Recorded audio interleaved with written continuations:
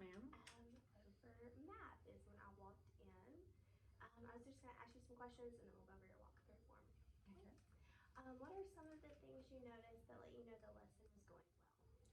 Well, participation. A lot of them were participating. We had gone over the graph anchor chart before, and they did remember a few types of the different graphs. And then when we went to stations, they were participating in the stations. What were some decisions you made during the lesson that supported your student success within the lesson? I said that again. What were some decisions you made during the lesson that supported your student success? So how did you know they were achieving your TEKs? Well, the TEKs that we're working on this week are working on graphs, data, collecting it. And so in the small group you saw, we were going around and asking kids about who has built a snowman. So they were collecting data and created a picture graph, and they had a good time with it, and I think they got what they were supposed to out of it. Okay, so they achieved that. Yeah. Okay. How about the way the lesson went compared to how you planned it? Well, it's always a little chaotic sometimes, but when stations are going on, they went around and they did a good idea. On the carpet, did a good job. On the carpet, some participated in the counting song, which I wished more would participate. Most of them were on, were paying attention, but there's always a few that you have to redirect. But when they were in their stations, most of them were doing what they were supposed to. And the group I had were very excited about going around, and asking the kids and collecting their data. So that was in the small group? Yes. Collecting data. What things do you routinely do to extend your content knowledge in the subjects that you teach? Well, we do a lot of, like in math, we usually do a video over whatever we're talking about, like we were counting to 100. That's our goal by the end of kindergarten. We do anchor charts. We go over them every day. We try to go over things every day with the TEK, and then there's different things in the station. So that you just reinforce every day that concept. Okay. Describe the process you use as you plan your daily lessons. Well, I make sure everything's gathered up. I look at our lesson plan. We all take turn. We all have a section that we plan. So I look at the math and make sure I'm covering the TEKs, which this week we're concentrating on graphing. And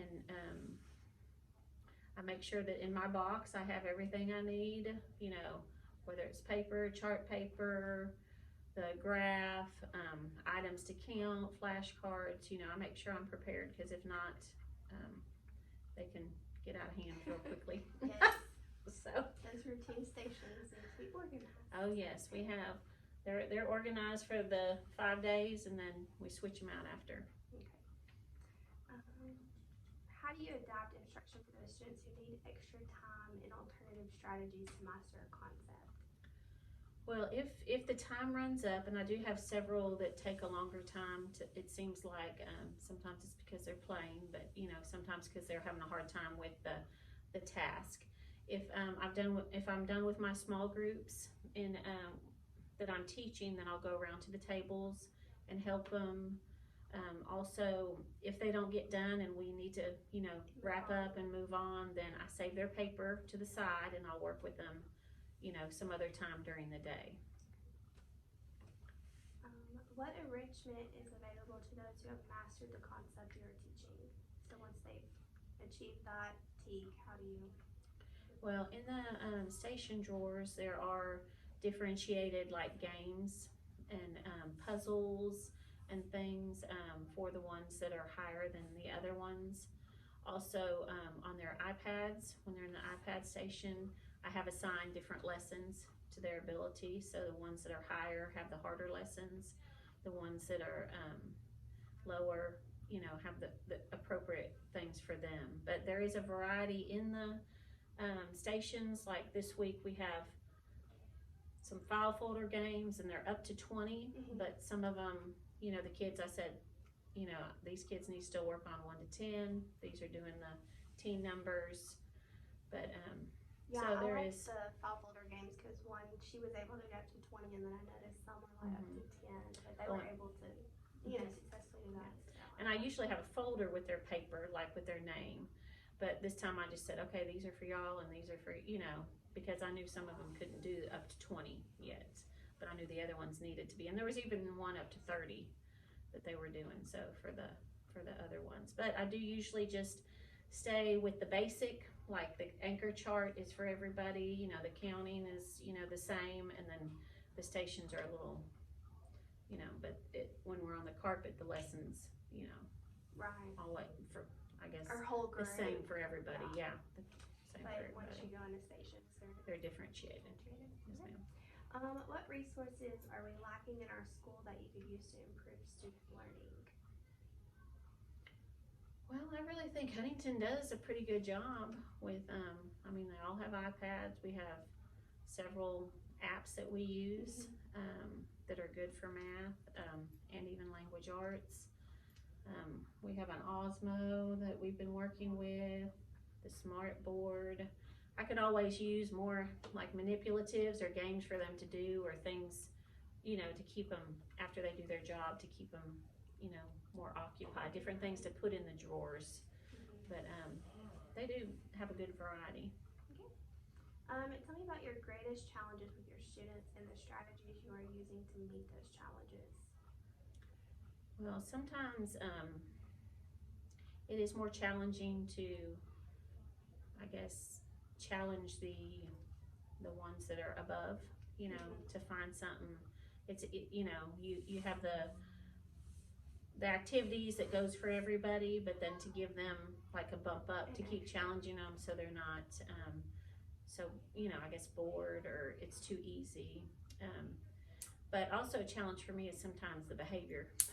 It's got nothing to do with academics, but just keeping them occupied and not bothering each other, and sometimes that's keeping them on task. Yes, it's and they do really good at the beginning, and then it seems like towards the end when it's time to wrap it up, they get kind of wound up, some of them, but for the most part they do a good job.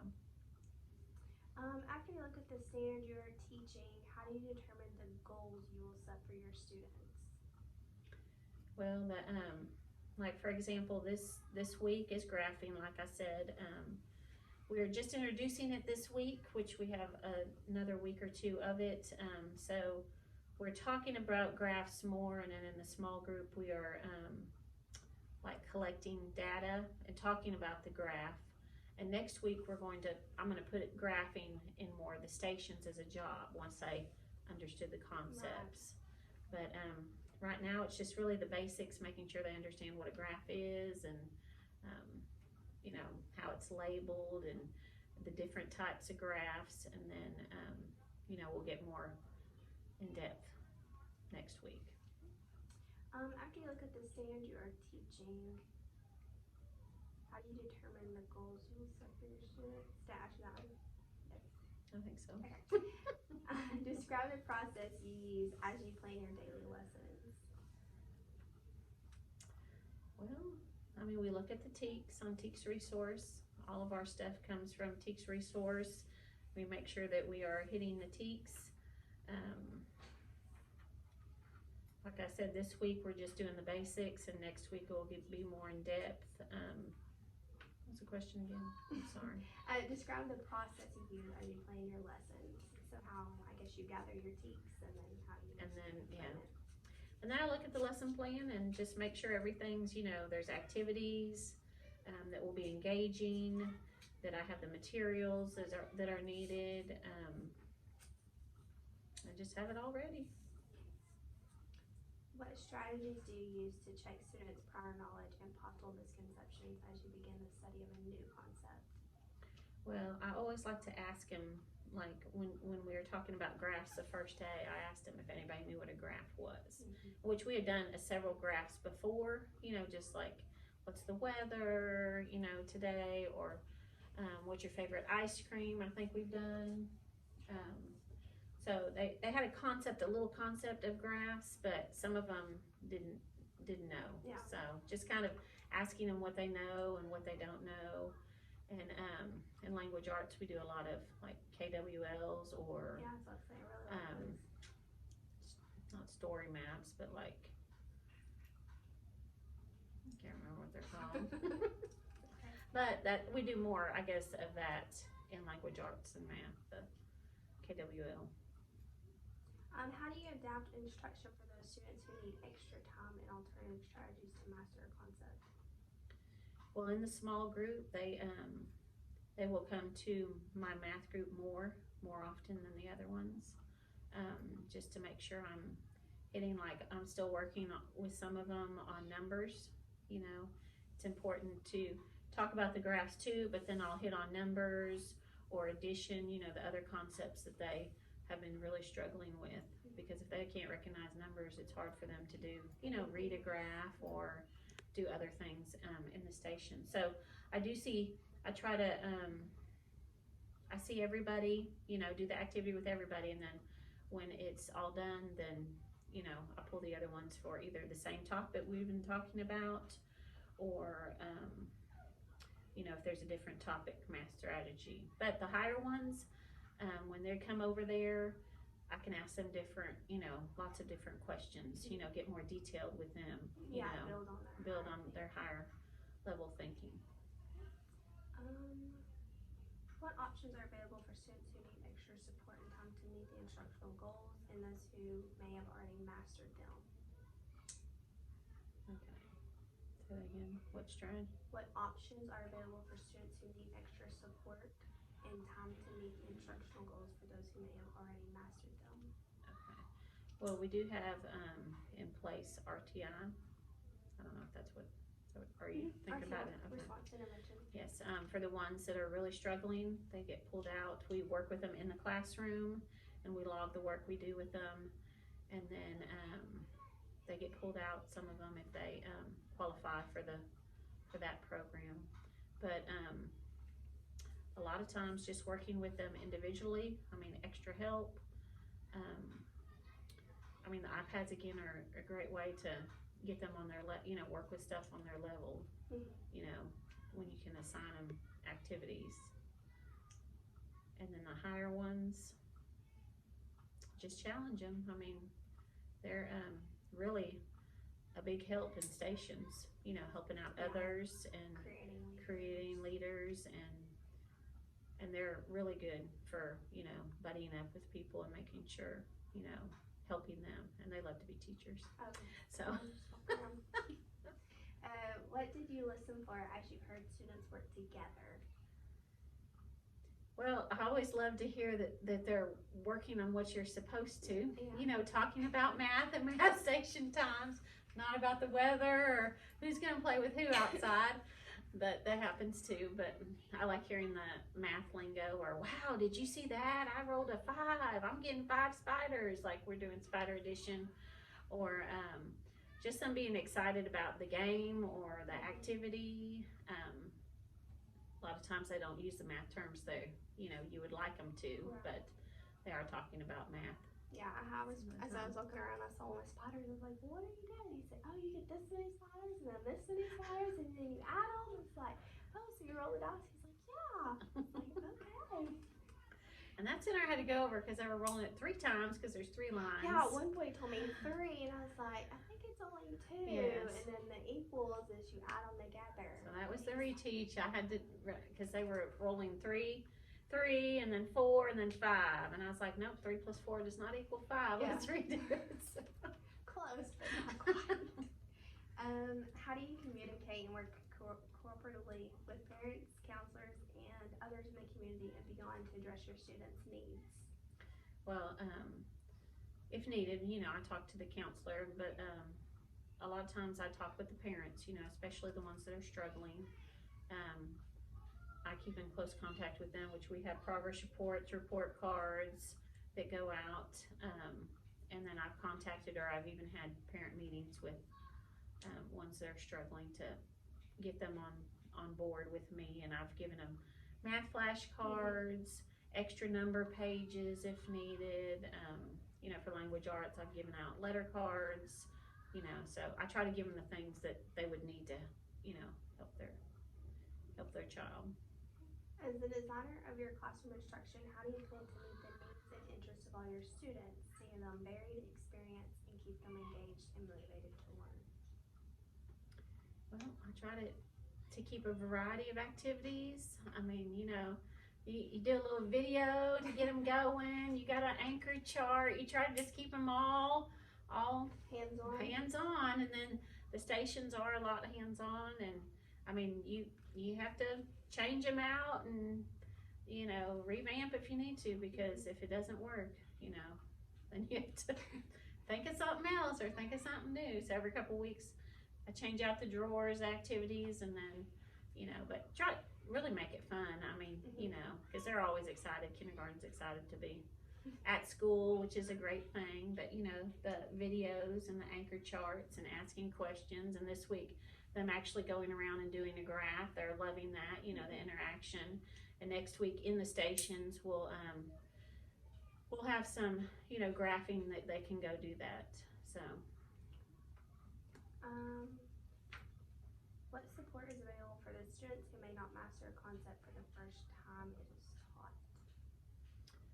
Well, we have, you know, I reteach a lot or go over, if they're struggling, then I'll go over them with them over to their station and work with them, you know, or pull them for a small group, and go over the things they're struggling with. And that's really, you know. What formative assessments do you use most often to identify student needs and to plan your instruction? Well, we have, for math, we have STAR Math. We have all the, like the data from Splash Math, and Freckle. We have the data from Freckle. And then just even the progress reports and the report cards gives you good information on what, you know, they've mastered and what they haven't mastered. And your little small guided math groups. You know, you can tell really what they know and what they don't know in the small group. Please share ways that you provide students with timely feedback on their learning and give them opportunities for improvement. Well, we do like to share, you know, like we share each other's work, or if somebody's done a really great job, I might show it to inspire others, you know, or if they need help, a lot of them need help, you know, I'll go over there and help them, because you don't want them to get discouraged, you know, on their work. But they like to show their work off, so when they get an opportunity to share with the class, they're so proud. So I've had a few run up there and they're like, can I share? I was like, 3. Yeah, 3. You gotta limit it, or you could be there all day. Yes. They love to talk. Right. What rituals and routines have you encouraged in your classroom to set a tone of respectful behavior? Well, we do have our, like when we're in whole group on the carpet, we have our rules that we go over if they're not following them. When we first started math stations, we went over a lot of procedures. I mean, you know, like you go to the table, you know, do your job, and you have to train them, you know. So I think we're pretty much trained pretty well. You know, some of them are off task, but for the most part, I just go over the rules. We have a social contract, you know, that we need to go through. We have lots of different anchor charts, but, you know, like our voice level, you know, I have a little doorbell that I ring if they get too loud. But they know a lot of the transitions, you know, the little things you can say but not sure if that answered the question. Oh, yes, perfect. What collaborative grouping occurs when you are pulling small groups? Collaborative group. Well, they're in a small group, and they all participate. I mean, you know, they're always excited to talk or work together. But most collaborative grouping we do, you know, is the small group, or like the stations, you know, station centers, things like that. Describe your student behavior plan for management in your classroom. Okay, well, I have a clothespin chart that they know that if they're worn several times, then they have to move their clothespin. First time is just a timeout and a warning, and then second time is timeout and a note home, and then the third time is, they have to go see the principal. But they have, they know they don't like to move their clothespin, even though some of them have to. What is the most persistent behavior problem in your classroom, and what are your solutions to that? Well, let's see.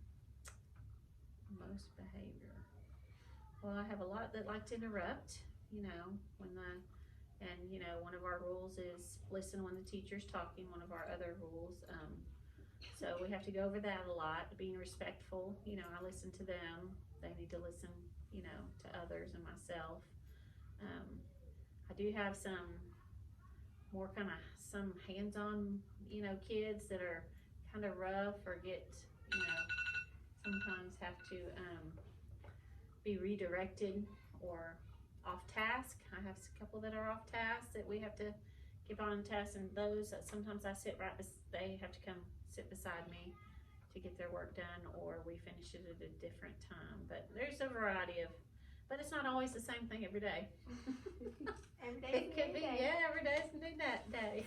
Okay, I'm just gonna go over your form with you. Okay.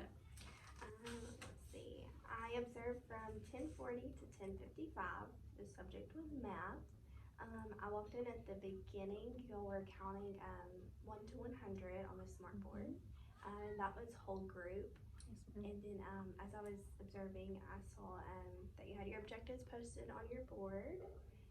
The students were, majorly engaged in learning. I saw you redirect a few, and they got it together. You monitored their learning, so you made sure that they were paying attention, they were counting. When you were going over the anchor chart for graphing, they were responsive. Providing clear and concise directions. When y'all were going to stations, you went over, the expectations and what they were to do. On the build chart for your math stations, you told where the students to go. They went and grabbed their tubs, got it out, and got busy. So I was really impressed with that. The classroom environment was safe learning environment. The classroom discussion is student-led, so when you were on the rug and asking them questions about graphing, they were put their thumbs up or their hands up, and you called on them, and they kept the conversation going. You checked for learning and understanding, asking them questions about the graphing and the pictograph and the bar graph, I think. Bar graph, yes ma'am. Yeah. The teacher has evident routines and procedures, with the station or the video. They stood up, did their songs, sat down, listened to their mini lesson over the graphs, sat down, just constantly listening, and then they went and got their stations and got it out and got busy. The teacher and students have a safe, respectful relationship with one another. So I didn't see any students fighting over anything or arguing. That day?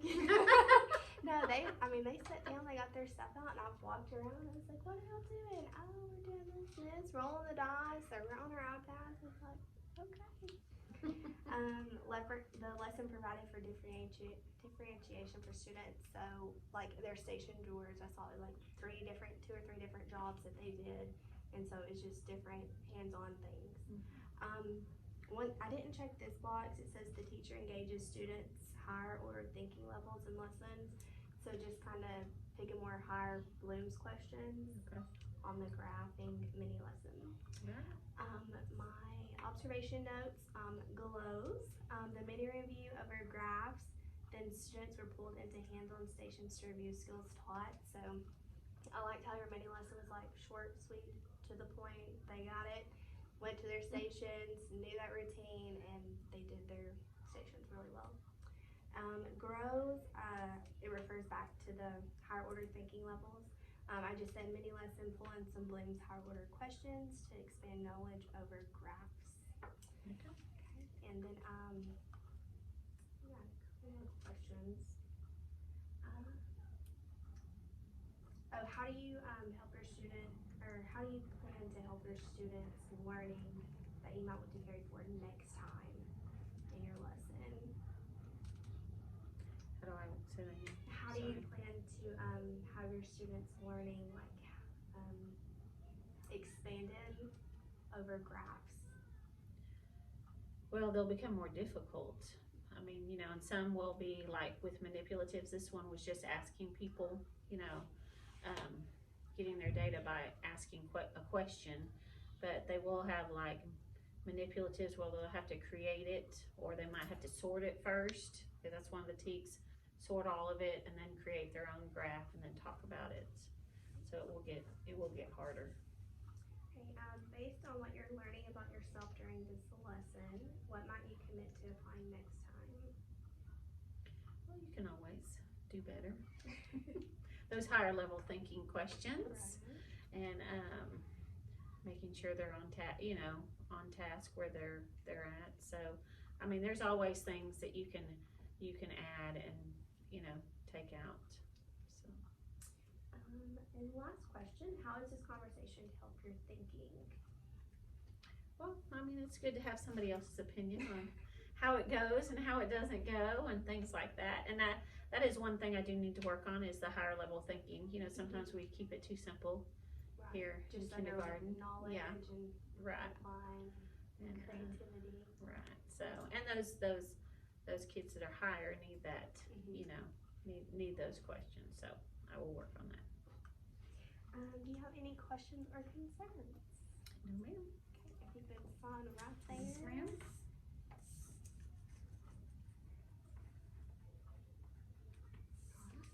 Thank you so much, Ms. Jenkins. You're welcome, Ms. Cummings.